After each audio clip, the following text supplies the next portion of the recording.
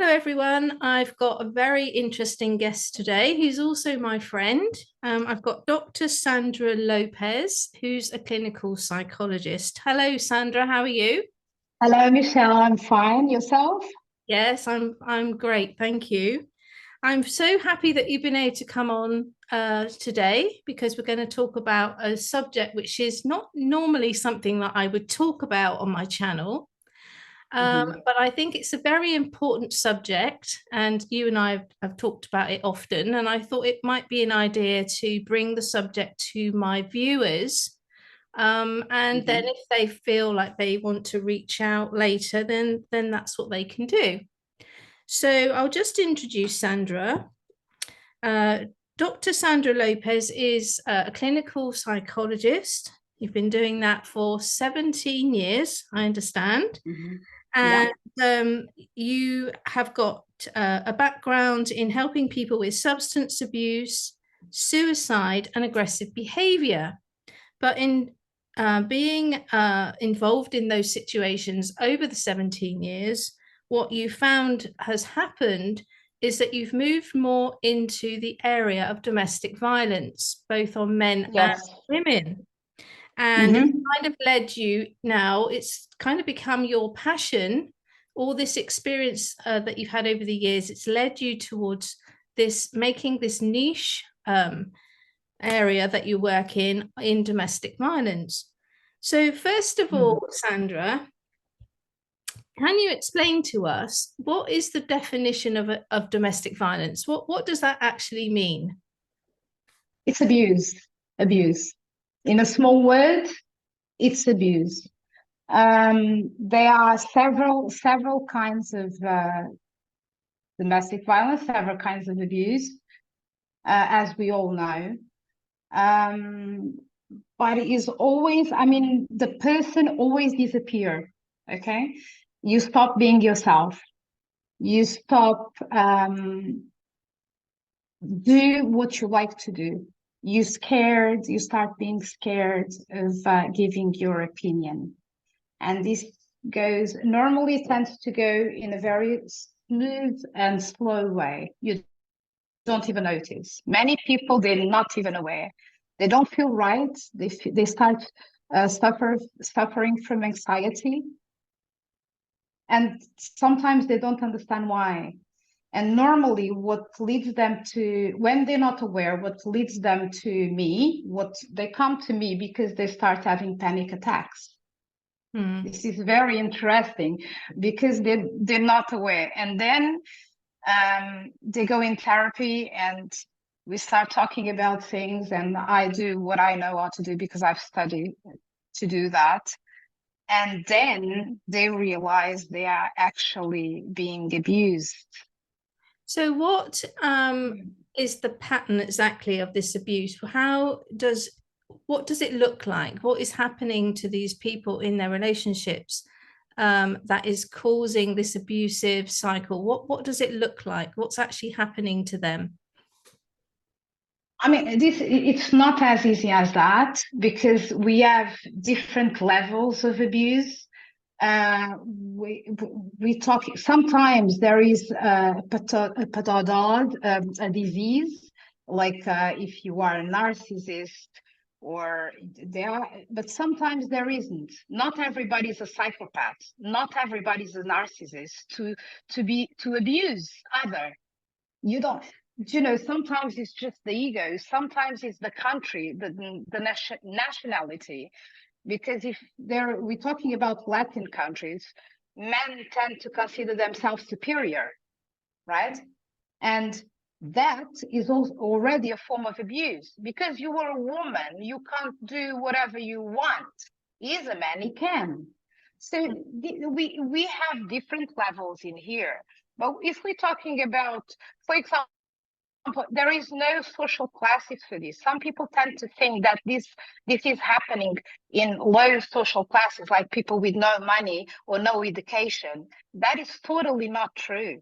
You can see these in high classes as well, and they tend to hide because they feel so embarrassed. Mm. So Yes. it's many things And we don't have, I can't tell you, like, how does it look like? I can't. I mean, there are some things that, imagine if I'm sitting in a coffee shop and there is a couple in front of me. I mean, some things I look and I know there is some kind of abuse in there by the way they behave, Mm. you know. But it does not have a face, Michelle. And this is exactly a problem. When you go to a doctor and you have a cancer, you have some disease, some kind of disease, there is a face to it. Domestic violence, there is no face. You can't see, because sometimes there is a couple and they look very happy in public, and then they get home and he beats her up. Yeah. And some women turn up dead, and they, you know, people get shocked because, oh, you know, they were the happiest couple that you ever seen. So really, there is no face to it because it's between four walls, isn't it? so in my sort of experience of being a spiritual coach, I've come across obviously people with lots of different things going on in their homes and their personal life. And one of the things that I've kind of noticed with this pattern associated with sort of domestic violence is that the women don't necessarily understand that they're in domestic violence. They just come with low self-esteem, and they're kind of now in a very victimized or victim role, and they don't understand necessarily why they're there. They don't, and then they continue to act in a victim role, and the cycle continues. So how do we approach that if people don't even really understand or know that they're in that situation? Don't. Right. You don't approach, because you cannot help somebody that doesn't even know that they need help. You can't help somebody that they don't want your help, or they're too scared sometimes to ask. So these videos and all that I do, because I mean, I've been helping so many people over the years, and sometimes you don't know what's going on, and you just imagine that someone is in that kind of situation and watch a video, my video or somebody else's video, and then they realize, they go like, oh, you know, I have this is what's happening to me, and then they will go and search for more.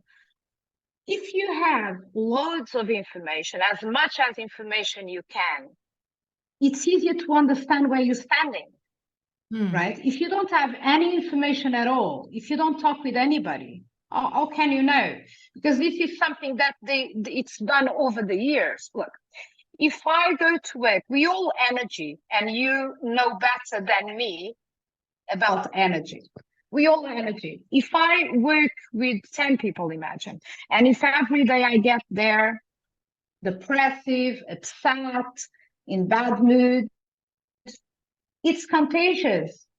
After a while, everybody, you know, it's moody as well. It's and if I'm, you know, a very happy person, it's also contagious. So this is the same. You have somebody putting stuff in your mind over the months and over the years, every day, like, you're not good enough, for example. Oh, you know, everything you do is wrong. But sometimes they don't, at the beginning, they don't say this like this. They say it in a very mild way. You don't, you know, you start questioning yourself. That's how they do it. And after 1 year, 2 years, 3 years, you have words in your mind that it doesn't belong to you. Someone put it there. And then you start acting on that. You have self-esteem, it's really low, self-respect, self-love. You know, you feel like there is something wrong with you. And the anxiety is always there. Sometimes you develop depressions, all because of this. And you're not even aware what happened to you. And then if you are able to stop and you look back before you met that person, you were a totally different person. This is true. You know. And the other sort of interesting thing is that it normally starts, and we're not just talking about this happening to women. We know that this also happens to men, but in the Yeah, majority of my experiences, it's normally been women that have yeah, spoken to me about this problem. And one of the yeah, common themes that I normally hear is that in the beginning, this person, this man in their life, was so loving, was love bombing them. yeah, You know, they couldn't do enough for this. They would bring them flowers and take them out and give them the best of everything, and were very attentive yeah, all the time, like 100%. And then it's almost like it switches, but they don't remember exactly why or when the switch happened. But what starts to happen is this behavior that you were talking about, it starts to change gradually from you being on a pedestal to then mm-hmm. suddenly you look round one day. This is what, you know, what these women explained to me, that then Yeah, you look around one day and suddenly everything you're doing is no longer good enough, and you're told, you know, that it's because of the way that you're acting that is the problem, and that they're just pointing it out. So yeah, that process of coming in strong at the beginning, that sounds a bit like a warning sign. So how do you, if you're a yeah, woman and you're out and you're searching for your ideal mate, if there is such a thing, mm-hmm. how Mm-hmm. do you differentiate between what is a healthy amount of someone being interested in you and what is or could potentially be this kind of love bombing behavior? Is there a way to notice that at the beginning? I mean, if everything is so perfect, there's something wrong. This is the way, this is the easiest way to know, because there is no such thing as perfection. And it's only human that when we meet someone, we want to put our very best out there. This is human. But then, if it's perfect, that's no longer human, is it? So I normally, to my patients that's been abused before and they are now, getting themselves ready and taking care of themselves so they can move forward and go in another relationship, what I normally tell them is look for the bad things, not for the good. Because the good things, we all know how to deal with good things. We don't learn anything from good things. Good thing is just a nice feeling. Okay. Well, we don't grow up. We unfortunately, we grow up through the pain, Mm. right? So if you look for the bad things, because we all have bad things, we all have a dark side. Now, maybe I can deal well with your dark side, but I can't deal well. For instance, I don't, and I don't mean to take this personally, but I don't deal with lies. I can't. Okay, I have like a trauma with lies. I can't stand it. Mm. So if I know that, but maybe other person is all right with little lies or little omissions, Mm. But it's my choice. I have the right to choose if I want to deal with that kind of dark side or not, right? So I look for those things. If you look for the bad things, then you decide, okay, this person lies, so I cannot deal with that person. Yeah. That's it. Because, but if there is, imagine someone is lazy and I'm okay with it. I mean, laziness is not a quality, is it? But if I can deal well with that, that's fine. So basically, I don't look for the good things. I look for the bad things because it's exactly in the bad things that the relation will go down, Yeah. right? And I believe that everything that comes out of a passion, that passion that makes you blind,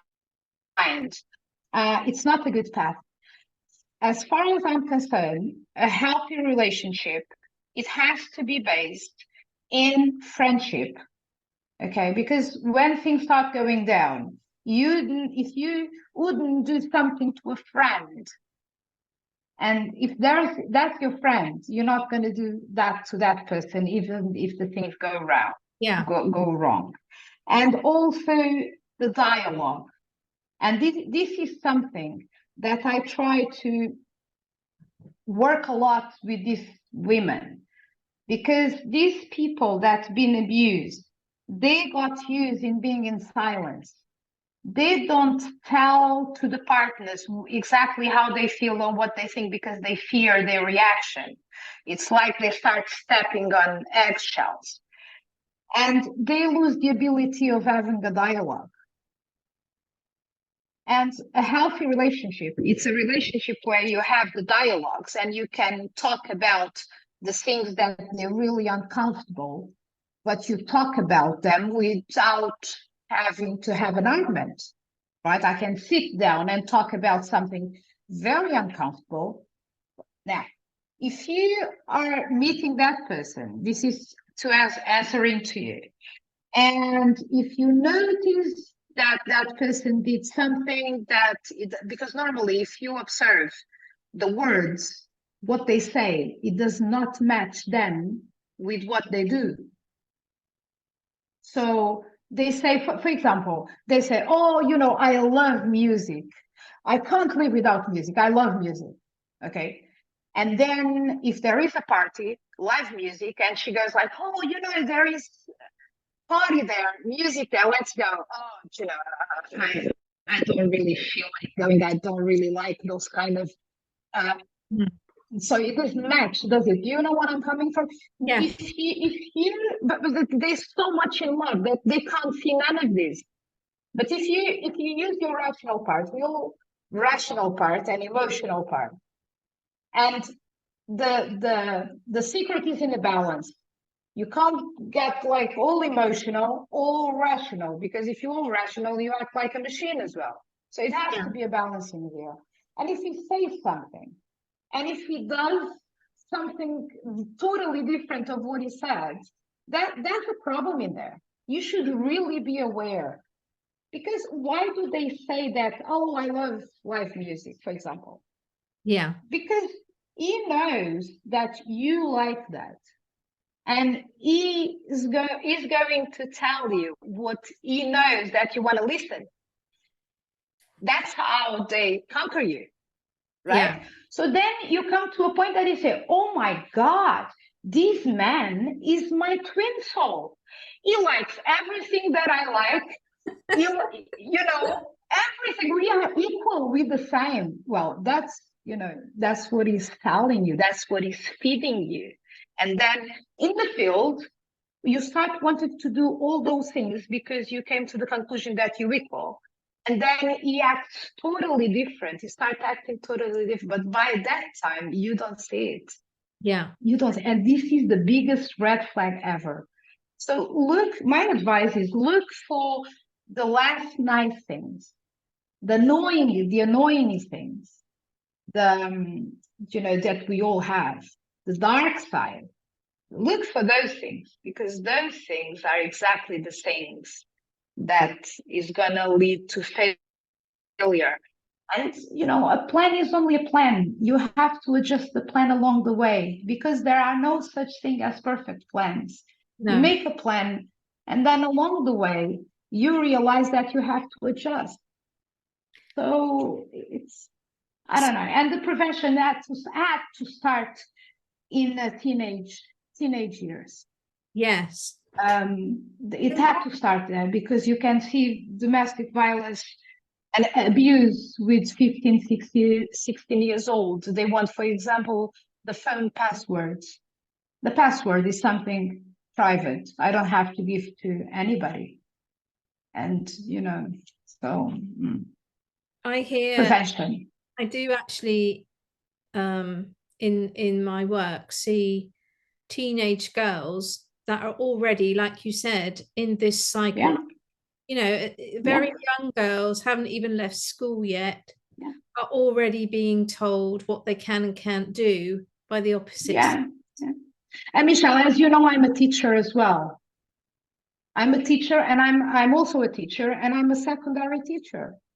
So Right. daily, I deal with teenagers, and I see that. Mm. How is this even possible? So Yeah. we all have to go to schools. I mean, I've tried, but it's very hard to get in the system. I've tried to go to schools and give speech, to make these girls be aware. Because if they grow up like that, and then if they have the first boyfriend that wants to, the password, or he doesn't want her to, wear a miniskirt or whatever, and then she comes from a not very structured home, she thinks this is all normal. So Yes. unless someone goes there and say, hey, that's not normal, that is not right. So, So at Sandra, least to start them. Sorry. this behavior of the male, let's just do it that way around for now. We do know obviously that men have abuse as well, but just for the examples, this behavior where a male or a young teen who's male tells you what you can and can't wear, tries to control where you go, who you speak to, wants to know your password, that sort of thing. Where is that coming from? Where have they got that behavior from? Is this a male trait that we as women have to learn to navigate with all men by putting down boundaries? Or, Of course. or is this in some men because of some trauma they've had or some programming they've had in their growing up experience? Which one is it? I mean, do these men? It's both. Right. It's both, Michelle, both. For example, again, depending which country you're from, nationality and culture plays a big part in this. But, for example, a girl or a boy that comes from a broken home, what are they going to do? They're going to reproduce the behavior. So if it's a boy, he's going to be abusing someone else, or sometimes they are the ones getting abused. Mm. Sometimes when you are a victim, you become an aggressor. We see these a lot. Or, a girl that used to see her mom getting, and then if the boyfriend gets there and say, give me your password, she will. Because this is what she sees. We always reproduce the behaviors of our parents. We are young children, babies, young children. We don't have a saying, right? We have to do what our parents tell us to do. And then we grow up like that. One day you can, if you study and if you connecting to other people and if you're keeping yourself informed, then you can become to the conclusion saying, hey, what my father did to my mom or vice versa, that was not right. I don't want that for myself. And then you can break the chain in there. But this requires work, Yeah. because what is normal in us is to reproduce behaviors that we've been exposed for so many years. How many times? I'm sure you've heard, if not yourself, it happened to myself. And it happens to me. How many times we say, like, we look at our parents and we say, do you know what? I don't want to be doing that. I will never do what my mom. And then one day you will end up doing exactly the same, right? Yeah. And this does not have to be, this is in the good behavior, but also in the bad behavior. We all reproduce behaving of some other. Some people, they don't have parents, so they've been brought up, imagine, with an uncle, or they look for a teacher and they reproduce the teacher behavior. You see, because we all, as a human being, look for a reference. We need a reference. Otherwise, we're growing up without nothing. We need a reference to chase, to follow our path. So we always, for example, girls, get in a toxic relationship, they abuse, and then they, all the relationships that she has, she's a victim. She's being abused. What does this tell us? We have to go back to her childhood and see what was in there. What was the parents' relationship between them and towards her? What caused, her to behave in such a way that she only attracts aggressors? I mean, I'm not saying that it's her fault, right? So don't get me wrong, but we need to look into this. Definitely. That's how you treat. So if somebody is listening today and they feel like they might be in a relationship with an aggressor, what would be the steps that you would recommend that they take to start moving forward? Because in my experience speaking to people in this situation, the problem is once they realize that something's wrong and they try to change it, then the aggressor becomes more violent and it all gets much worse. And there are even threats, to their life or to their children's lives. So if someone's listening today and they feel like something that you've said resonates with where they are in their life, how do they go about finding help or more information? What should they do? I mean, first of all, they should stop and think what they want.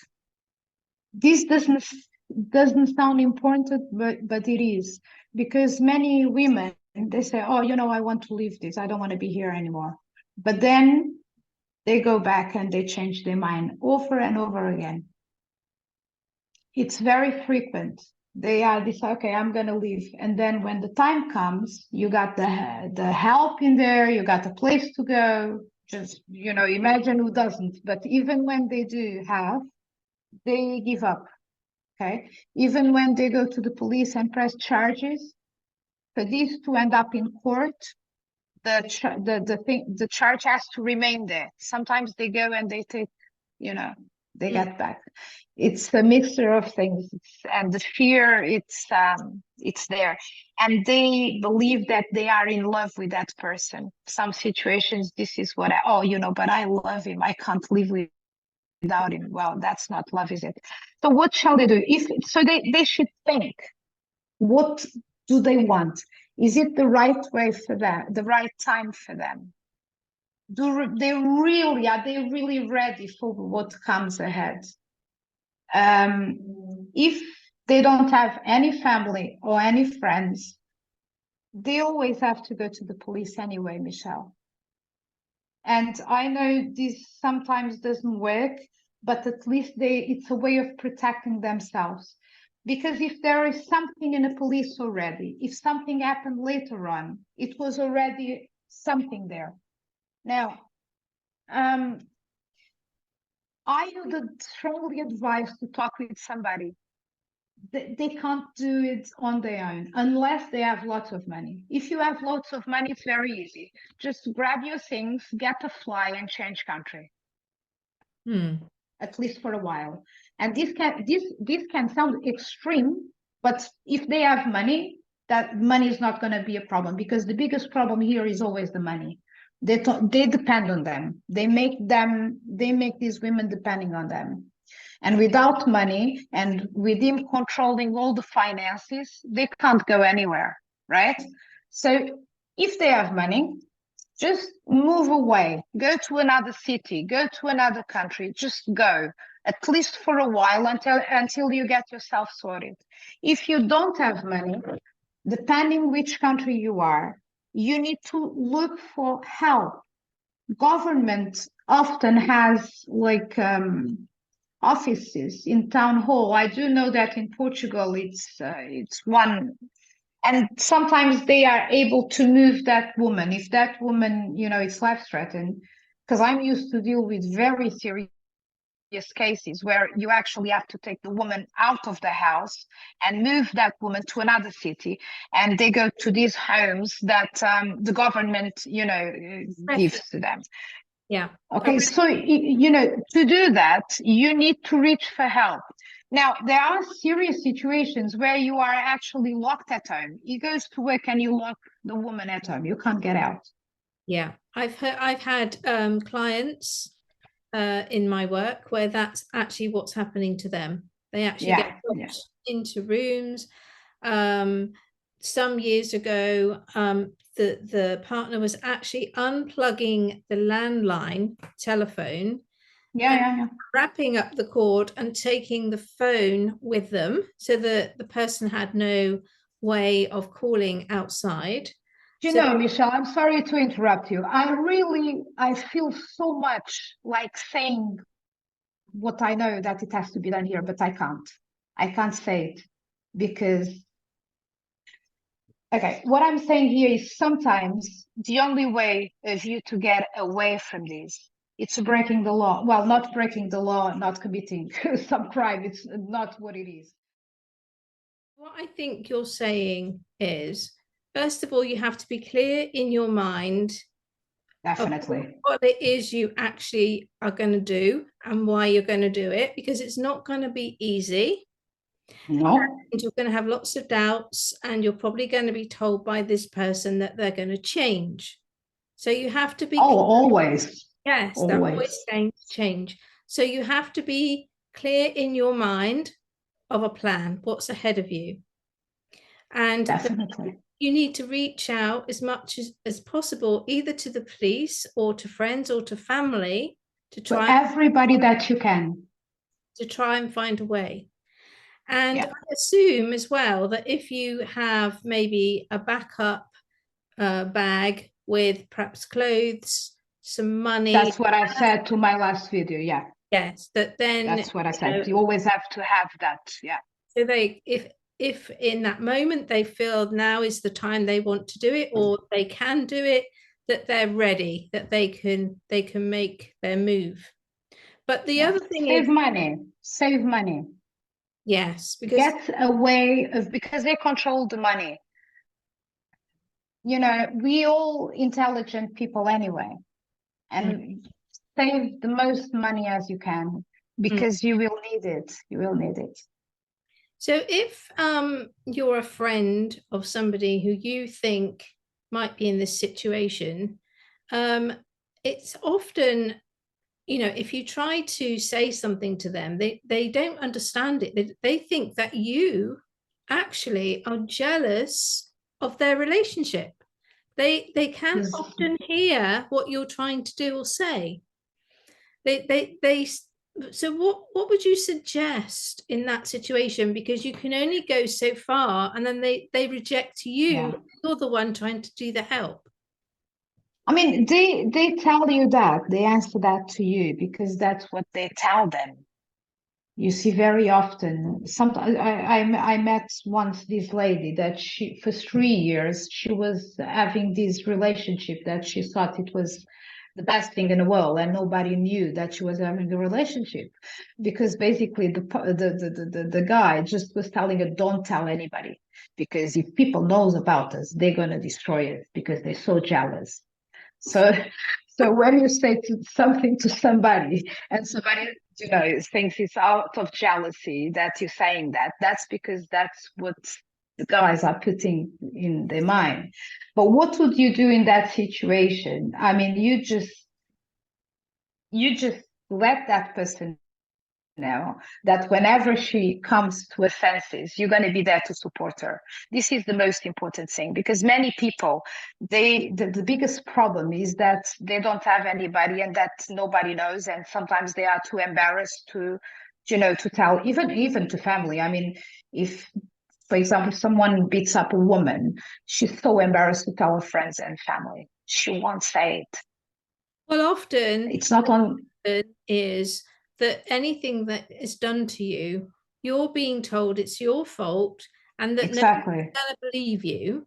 So Exactly. women that I've spoken to, the pattern seems to be that they're told that, you're creating this problem. It's your, I have to do these things to you because you are the problem. And so Exactly. then the women feel embarrassed and have low self-esteem and are then unable to Mhm.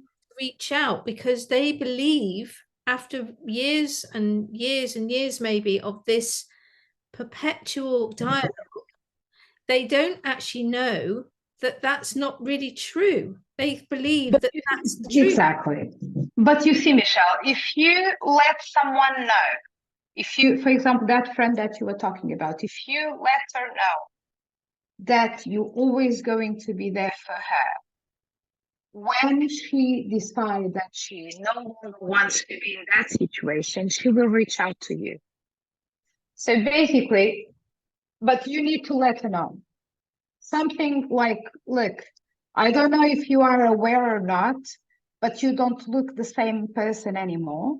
This is what I would tell to a friend. You don't look the same person anymore. You changed a lot. I'm concerned about you. You don't look well. And I don't mean to tell you what to do. It's up to you. But if you need help, reach out to me, because no matter what, I'll be there. This is what the person needs to hear. You can't do anything else, because you can't force. Most of the women, they even when they get beaten up, they still think that they are in love. It's unbelievable, but it's true. This is reality.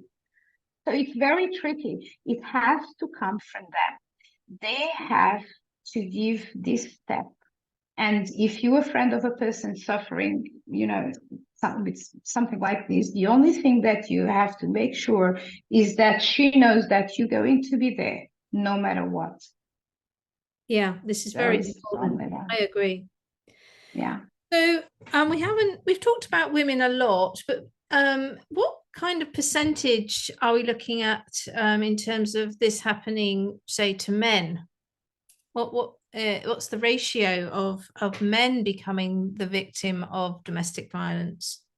We don't know. You don't Do you know? know why? No, because they don't go ahead with it. They don't go forward because they're too embarrassed. I Wow. mean, there is a small, as much as we know, there is a small percentage compared to women, but men tend to hide. They don't want to expose themselves or seen as fragile. And if a man goes and say that he's being abused and is a victim of domestic violence, that makes him look very fragile. And men always try to protect themselves in this way. Mm, mm. So, I mean, I've worked with some men, but not many. I can tell you maybe 2 or 3 over the years. And they were very embarrassed, and one of, very embarrassed. Yeah. So we don't know the percentage exactly. We have no way to know. You see, because we only deal with percentage and radius if people actually press charges, right? Without this, it's impossible to know. And they don't do it very often. I mean, some men, they remain in the relationship forever. They don't leave. Mm. And it's sad to see, really. So, Because, and this proves that it doesn't have to do with muscle and, and, stronger. No, because a man tends to be physically stronger than a woman. This tells us that domestic violence, it's not always about the well, physical part. It's here. in my experience of speaking to people, it's like a programming. So it's not about the physique, the size, or anything like that. It's more to do with the mind gets programmed to think a certain way. And because they associate that person with somebody they love, then they trust and believe that message that they're getting. Absolutely. So it's programmed into them that this is what love looks like. So then it's very difficult to say that that isn't what, if you're on the outside and you come in and you're trying to help, they don't understand that that isn't necessarily what love looks like at all. And then this is something they have to be, aware of. They have to suddenly look at this situation that they've never really thought about before, and often they can't do it because they're associating this behavior with being loved. So this is another thing. Yeah, that you see, that comes from home. You see what we were talking about before. This Mm, all come from your childhood.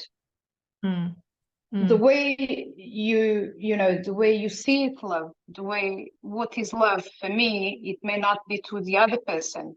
If we come from very different backgrounds, we mm. have the conception of love or any other things totally different from each other. So, but with men is it's totally different. But you see, in this kind of abuse, there is always a thing called gaslighting. Always, always. And gaslighting is something that drives a person mad. You put yourself in doubt so much that you start believing that you are a failure, and you're so blessed that you have someone with you, even if that someone beats you up. You consider yourself blessed because there is something so wrong with you. You are such a big loser, and that person loves you. And this is gaslighting. That person over the years. Look, I remember a situation that it's unbelievable, but this husband used to hide things from her. Imagine we all get home and we put the keys in several places, right? We have this kind of mechanism so we don't lose our head. Anyway, so she used to put the keys there, and then he hides the keys. She goes there. This is just an example that I remember now. She goes there and she goes, "Oh, where is my key? Have you seen my key?" And he goes like, "You're always the same. You always keep on losing stuff all the time. It's unbelievable." "No, I haven't seen your keys." So she searched the entire house for the keys. And then he puts back the keys in the same place. And then she, "Oh, keys is here." And he goes like, "You see, you're losing it. You are mad. You see what I have to deal with every day? The keys was always there and you didn't see it." And he does this every single day with several items. Now, you imagine what this can do to a person after a few years. Yes. So This is gaslighting. I actually had a client where the example she gave was quite similar, where this person would suddenly be leaving for 1 week to go on some seminar or something where they needed to go away from the home. And she had a young baby and wasn't coping very well and was saying, "But you didn't tell me that you were going." And she was getting upset because, obviously she hadn't planned it. She didn't know he was going. And this man would tell her, "See, I told you this, but you must be going crazy." And this would happen a lot. So things like coming home late, she was told that he had said that to her when he hadn't. And dates and appointments would change until in the end she didn't know her own mind. And with the stress of being a new mum and having probably some mild level of, The pressure. yeah, so maybe some postnatal depression was also involved. But then the person who was repeatedly changing these plans and arrangements and saying that he had told her just added to her feelings of, "I'm losing my mind." So Exactly. And then they really believe in that. Yeah, so these techniques seem to be like a classic thing that happens. Yeah. Can you say any other sort of classic things that you've noticed that happen? Things like the keys and saying that they had told you they were going away or something like that.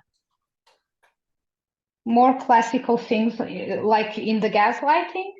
Yeah, I mean, what other examples have you witnessed that? I mean, one thing that I find it very interesting is that women believe that they possessive because they care, they worried about them, and this because for me and you, if we see someone, for example, a husband going through the phone, or checking her phone, or checking everything, or for example, I had a lady that the husband used to put petrol in her car, so he controls how much petrol she spends.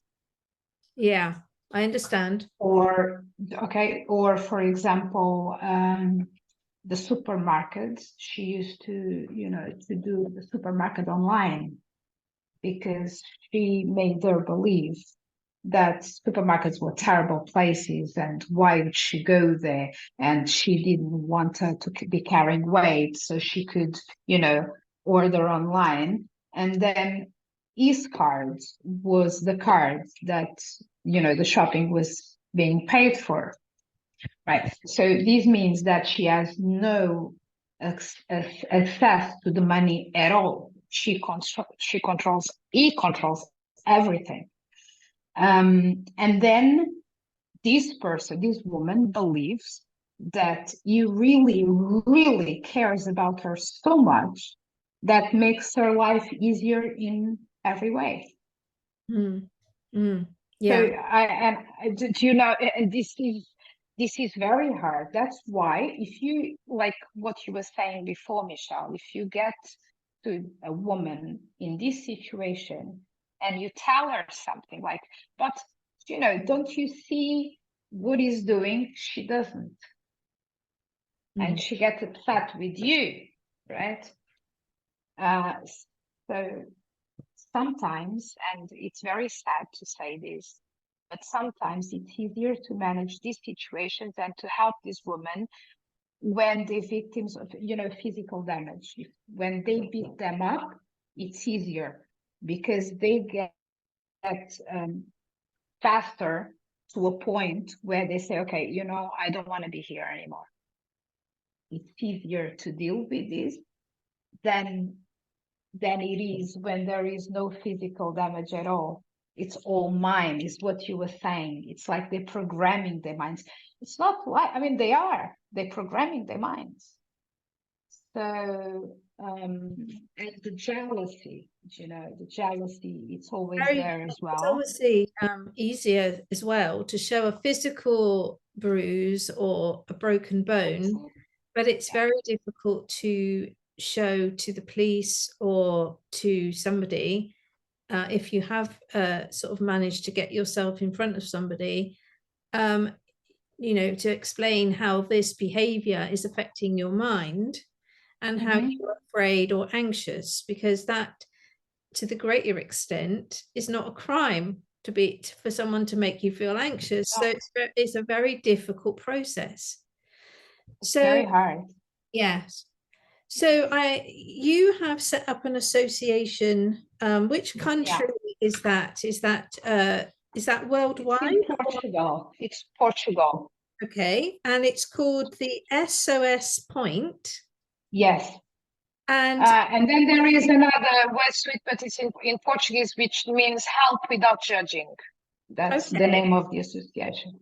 so if somebody is Um, watching, like from another country, um, could they still reach out to you and you could guide them perhaps to resources in the country that they're in? Could of course, they could of still, course, of course. they could still approach you even though your Yeah, organization is in Portugal?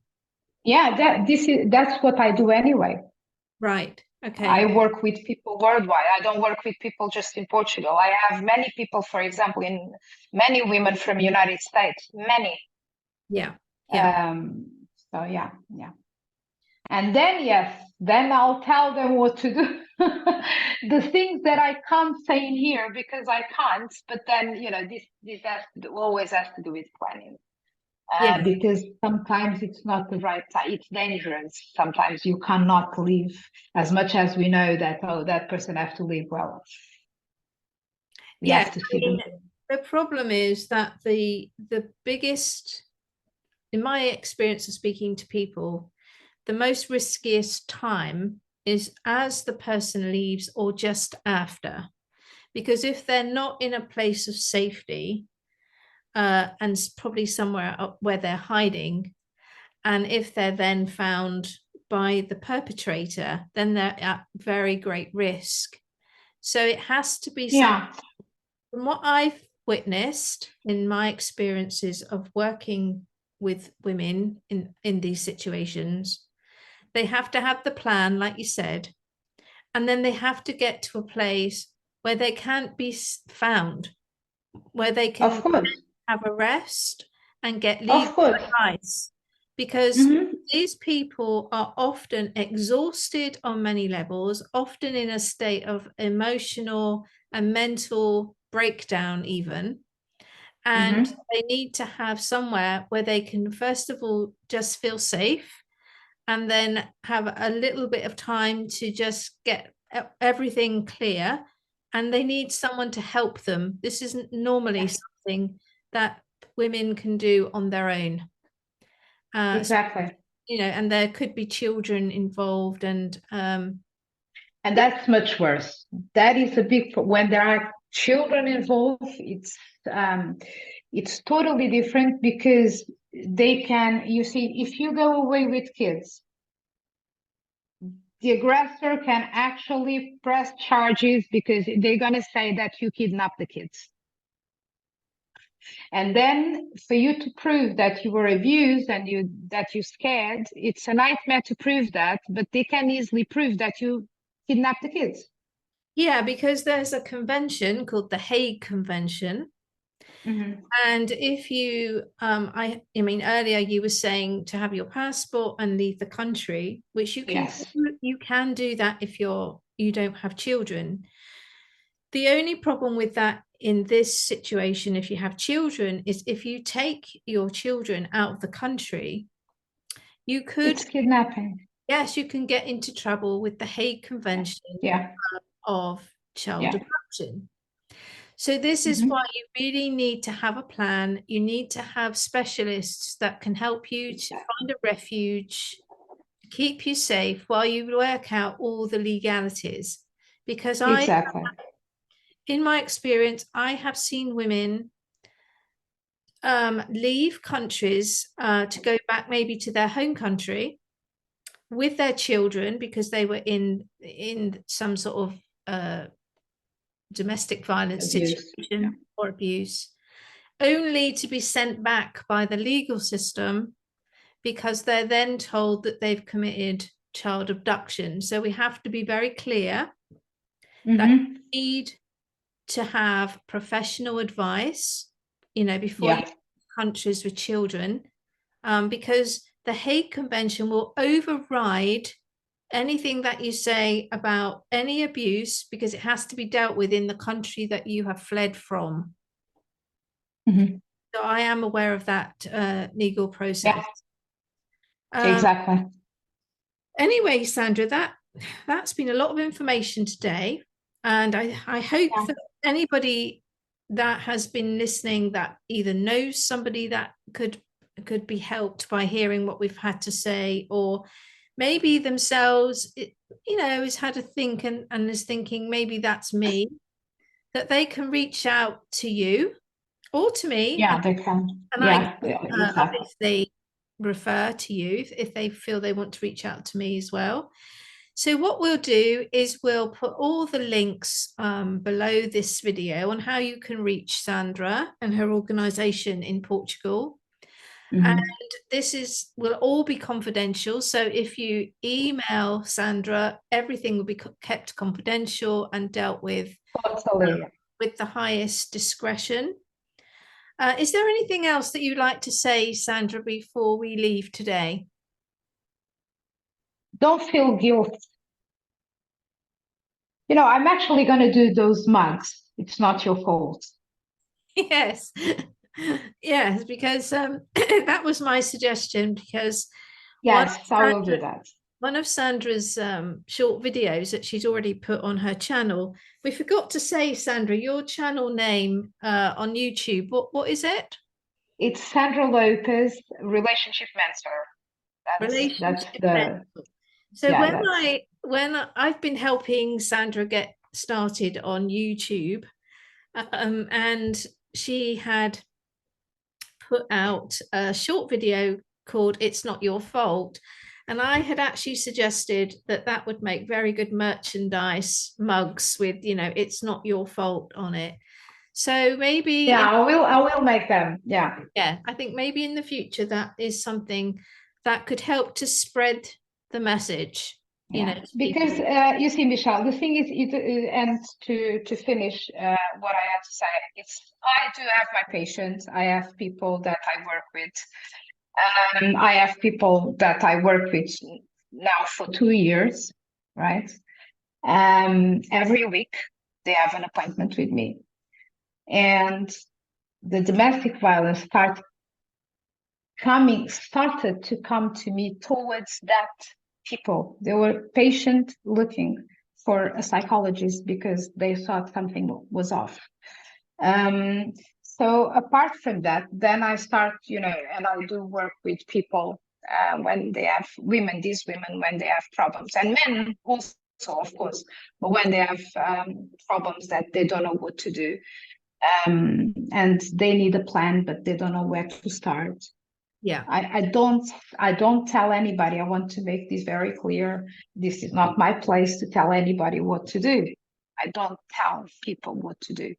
I No. just show them several ways, and I tell them what is the consequences if you go that path or that path, or what can happen.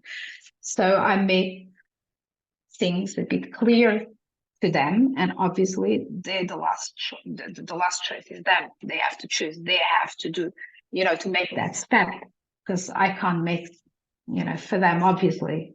Well, this is the same with spiritual development. So in the past, when I've been training people how to meet their angels, I can't make you meet your angel. You have to.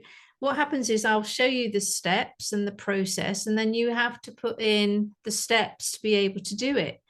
And I think what you're Exactly. saying is you can provide help to people, but they have to approach you and they have to be willing to be able to take the steps once you say to them, this is the way we can go forward. Yeah, when they're ready as well. When they're ready. But that's exactly what I meant. Yeah.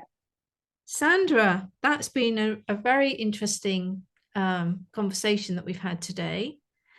And if we only reach maybe one person today with this interview, Can be a lifesaver. and then yes, it could definitely be a lifesaver, but also I consider that a success. And if anybody knows of anybody that they feel uh, might need to have a plan, then again, you can contact us to find out. Well, particularly Sandra, not me so much, but you can contact Sandra to find out what you could possibly do, maybe as a friend or relative. I think you also have some fact sheets that you're putting together on what the flags are in these relationships, and I'm sure there'll be other tools that you'll be putting together on your new Yeah, website. definitely. And we'll be putting all of the information below this video so you can find the website, you can subscribe, and you can get the help or advice that you need. So thank you very much, Sandra. Thank you. Thank you, Michelle. I do appreciate. Yes, Okay. and enjoy the rest of your day. You too. Thank you. And I hope everybody is well. And that's it. And reach out if you need help. Thank you, Sandra. Okay. Bye. Okay. Bye now. Bye.